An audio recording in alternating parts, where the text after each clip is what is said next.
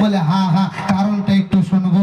শোনেন মা, কয়টা কারণ শুনেছে, কয়টা কারণ বলছে একটু আপনারা শুনবেন। হয়তো সময় মোতাবিক আমি অতটা যেতে পারবো না, তবে 6টা পয়েন্ট খুব শর্টে আমি আপনাকে বুঝিয়ে দেই। 1 নম্বরে যেটার কথা বললাম যে চুলের সাহায্যে ঝুলিয়ে রাখা হয়েছে। কিসের সাহায্যে?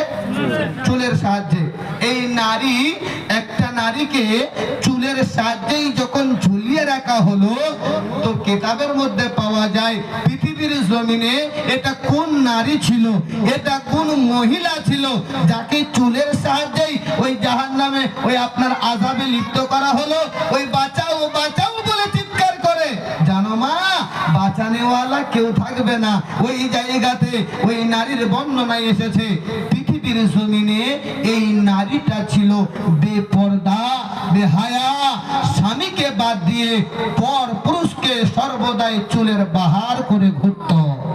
কি করে ঘুরত? চুলের বাহার। আচ্ছা, মার্কেটে এখন দেখা যায় না এরকম?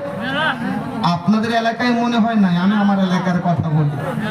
আচ্ছা, বর্তমানে বোনেরা যারা স্কুল কলেজে লেখাপড়া করে, কোন আলিম আপনাকে বলে না বোন তোমাকে পড়তে হবে না, কলেজে যেতে হবে না, কিন্তু কিছু কিছু বোন আপনার স্টাইল করেছে, সুন্দর করে লেজ ছেড়ে দিয়ে করছে না, চুলের বাহার।